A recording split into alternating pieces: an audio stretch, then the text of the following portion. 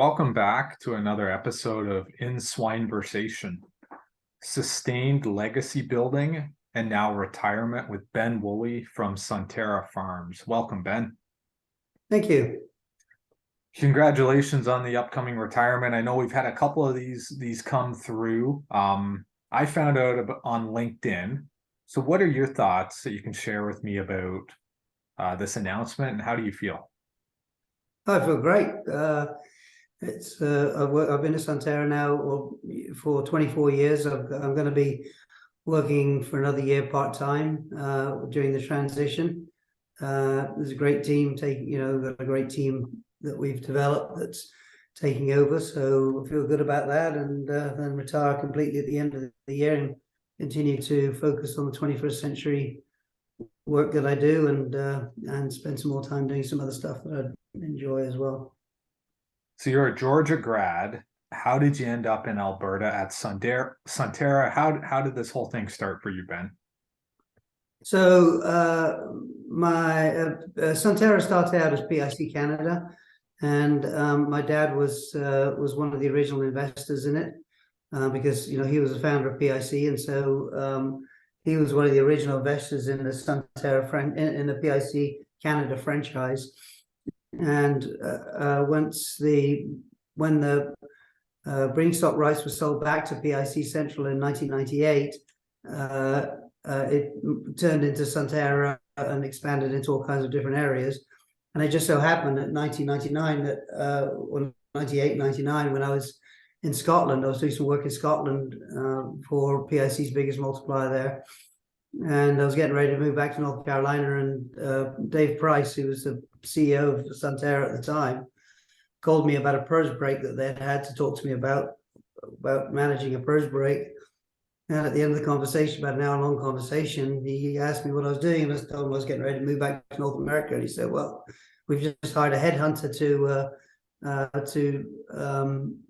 to find somebody to take us from being a breeding stock company to a commercial company. Would I be interested in coming and helping them with that transition?" So when we came over here, obviously it's because we're partners in the company. It was more like working for myself than for somebody else, and I really came over here to help with that transition, and wound up getting busy and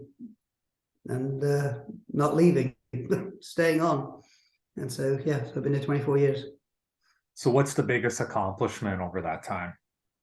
Oh, I don't know. That's for other people to decide what my biggest accomplishment is. The one thing that I take great satisfaction in is the team that we've built here, and my team has been together since I've been here, and they're great people. They've accomplished an enormous amount both within Sunterra and outside of Sunterra themselves.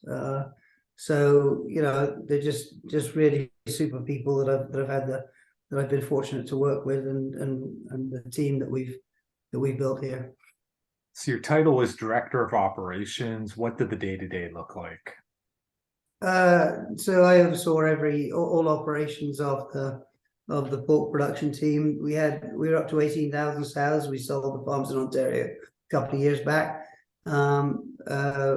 So we set up all of the finishing in the US, totally all antibiotic-free production.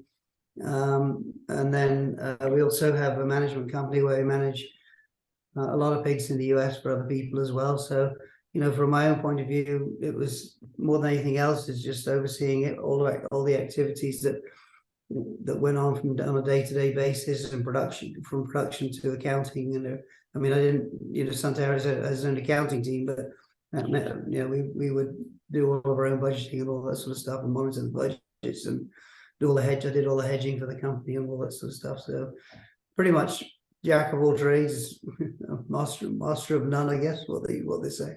Jack of all trades, entrepreneur. So you're going to phase out after a year. You're going to stay on part-time, and then what? Are you going to invest, travel, maybe stay on part-time with Sunterra? What does it look like for you, Ben? So I'm a partner in the 21st century with Steve Weiss and Len Shields and Paige and all the rest of the guys there.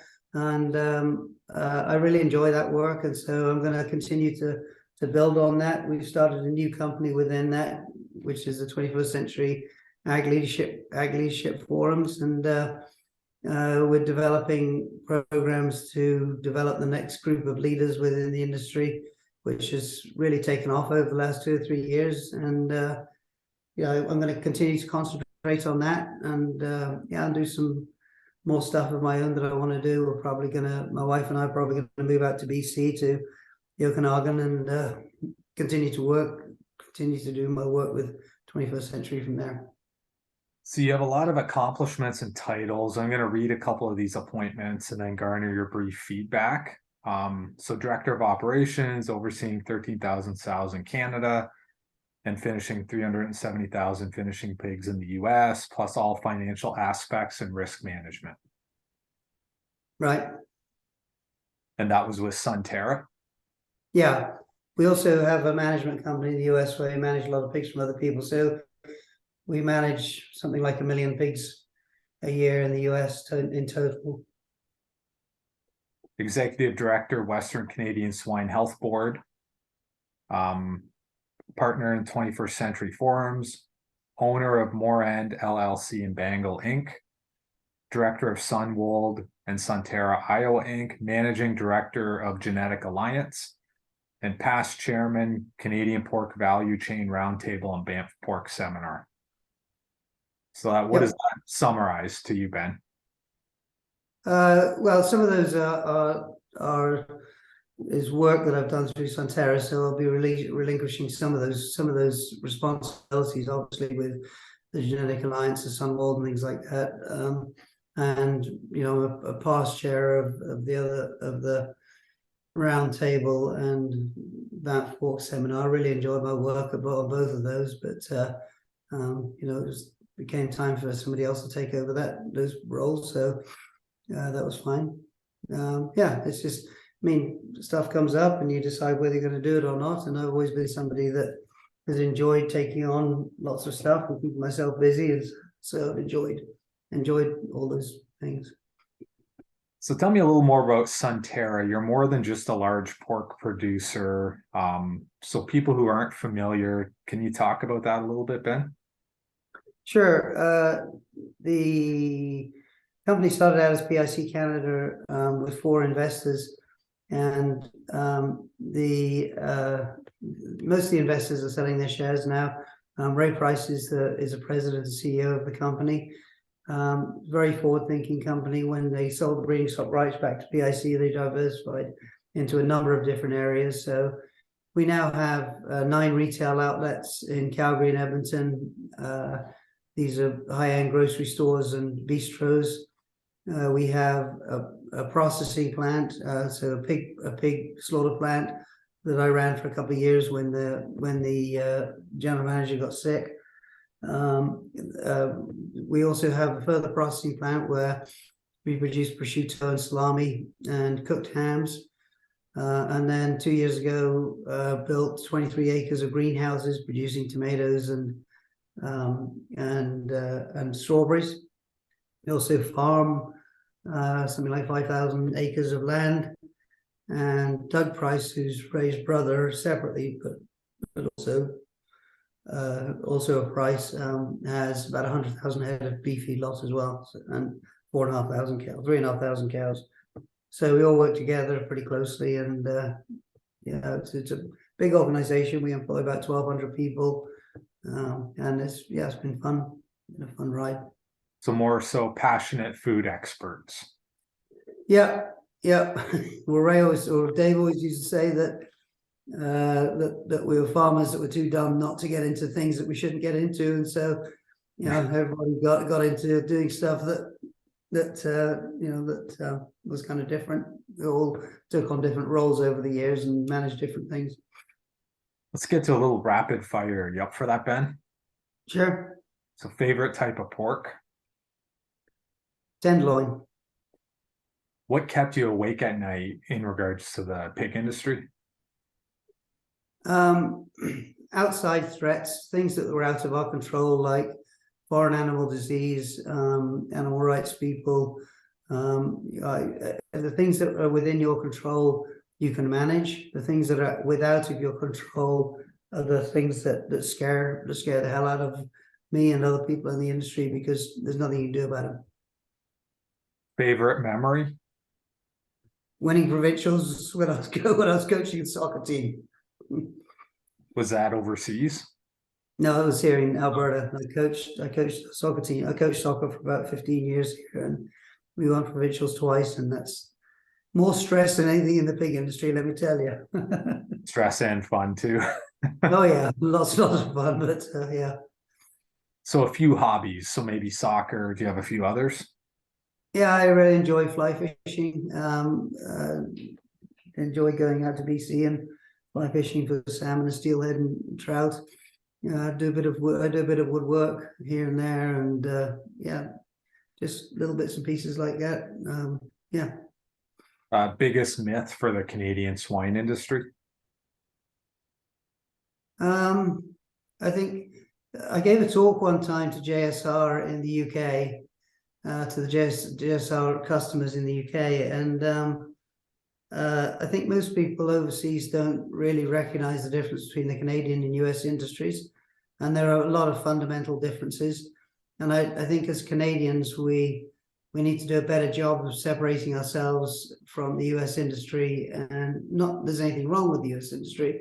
It's just that when you all get lumped into one camp, it can be somewhat limiting as to what we can do as an industry ourselves in developing our own branding. Favorite swine event? NPIC in Wisconsin. Is that because of the water park or? Because I help organize it now. Okay. Something you want to see improved or changed in the industry? Leadership training. We've lagged behind most other industries in developing leaders properly and giving new leaders the tools they need to lead and manage people. What's tended to happen is people have been good at, say, breeding sows or processing pigs or looking after farrowing, and so they've been promoted and eventually become managers, but nobody's ever actually taught them to manage people. And managing people and leading people is a skill just like everything else, and it's not something that comes naturally to most people, and people have to learn that and they have to be taught it. That's something that our industry really needs to continue to get better at. Do you have a mentor? Yeah, my dad died when I was still fairly young, when I was in my early 30s. So the two people I would say three people probably, who have really been beneficial to me were Randy Stacker with Smithfield Foods and Baxter Gutnecht with Hanor, both of whom were very close friends of mine. And then Dave Price here at Sunterra has been I've really enjoyed working with Dave on a lot of different things, both in community and in the company. So I know you're very goal oriented and you want to do whatever it takes to make an organization successful. So can you talk about this a little bit and give an example of how you did this for Sunterra? Well, it's people all the time. I mean, you have to have the metrics and you have to develop very good systems to monitor what you're doing all the time. That's absolutely critical. But without really good people and without spending time developing people and giving them the tools that they need to manage effectively, an organization is never going to succeed. And so, I see quite a few organizations these days that where one individual has built up a big organization and had his or her hand in everything goes on there, and then when it comes time to retire or to move on, they struggle to find the next generation of people to come in and lead the company, and that should really, if they've done a good job of developing people over the years, that should just be a natural transition, right? It shouldn't be a difficult thing for people to do. And I think that's where people forget is that's a never-ending, ongoing thing. And I've always thought that the biggest compliment that you can get is when other companies hire your people or try to hire your people, because that means that you're doing a great job of developing people and hiring them. if you take a look at PIC, which is a very, very successful company, and you take a look at the industry and the people within the industry who lead other companies who started their lives at PIC, that company's probably done more to populate the larger companies in the pig industry than almost any other company, and that's because they've done do such a great job of leading and developing people within the company and hiring very good people. It's all about continued succession and you said it well. And people development, yeah. Yeah. Some of your strengths are leadership, people management, creative thinking, and vision. Can you give me one key point for each? Oh gosh, I don't know. People leadership would be, giving people the tools they need to lead. It's again, they need to go through courses and understand what leadership means, and be taught that. And so I've always been a big believer in that. When I was very young, when I was in my early 20s, my dad put me through an American Management Association leadership course, and it really clicked with me and made sense to me, and that stuck with me for an entire career.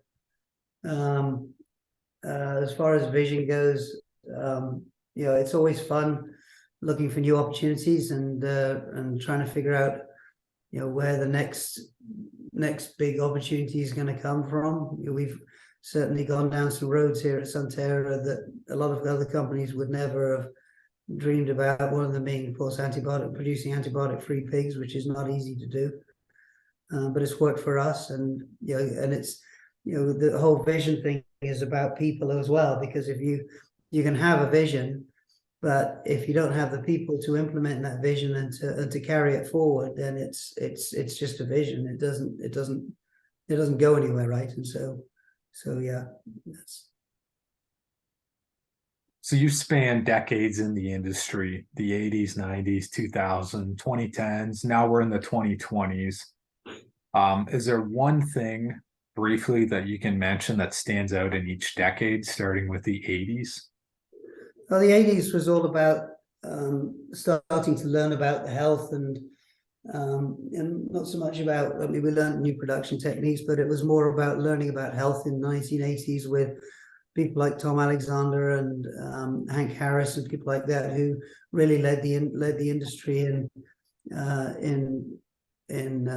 what we know today about pig production and the development of multi-site production. In the 90s was all about consolidation, right? So we saw a lot of smaller producers sell out or quit the industry, and the bigger companies got much bigger, obviously, with the Smithfields and all the companies that now have 100,000 plus sows. So a lot of that was about consolidation. The 2000s were, I think we got better at really looking at export markets since the year 2000, and production has dramatically improved since 2000 with genetic progress in the pigs, until the pigs born and pigs born alive, and our ability to keep them alive. And again, we continue to learn about health, but it's a little disappointing that we haven't gotten further with keeping our herds much cleaner, which we need to that needs to become a real focal point, because as pressure mounts on the use of antibiotics, and we're going to have to move away from our reliance on antibiotics and have to think of other ways to control our health, and we do that by eliminating disease rather than just controlling it. What about the 2020s? Well, the 2020s are going to be an interesting time. I think the days of $2 corn are behind us, with ethanol and with the new mandates on jet fuel and biodiesel. It's going to continue to be, our feed cost is going to continue to be pretty high. My concern, obviously, is what happens with the pig price. If we suddenly see the bottom fall out of the pig market and we still got high feed costs, we could see a bloodbath in our industry, and that's a real concern to me. But I think we need to continue to be part of the world and to continue to develop export markets for our products. We need to drive towards producing a really high quality product all the time that people want to eat, and developing people's passion for eating pork, and continue to develop the domestic market. I think we were surprised during COVID as to that we could actually grow the pork market, pork consumption in the US, and that was a real positive thing. But yeah, I know you're humble, but a lot of people see you as a legend in the industry. You know, you've got a lot of sustained legacy building. So how do you want to be remembered for how you changed the industry, or how do you feel like you changed the industry? I don't know. I don't know that I'm a legend. That's a pretty strong word. I think my dad was probably a legend, but I'm probably not. The way that it sounds as if I'm going to be dying here pretty quick, but the way that I'd like to be remembered is just for integrity and for lead and for developing people leadership, because and focusing people's minds on the importance of and the value that people bring to organizations. Well, Ben Wooley, congratulations again on all your success and for what's to come, and for joining us today. Thank you very much. It's been fun.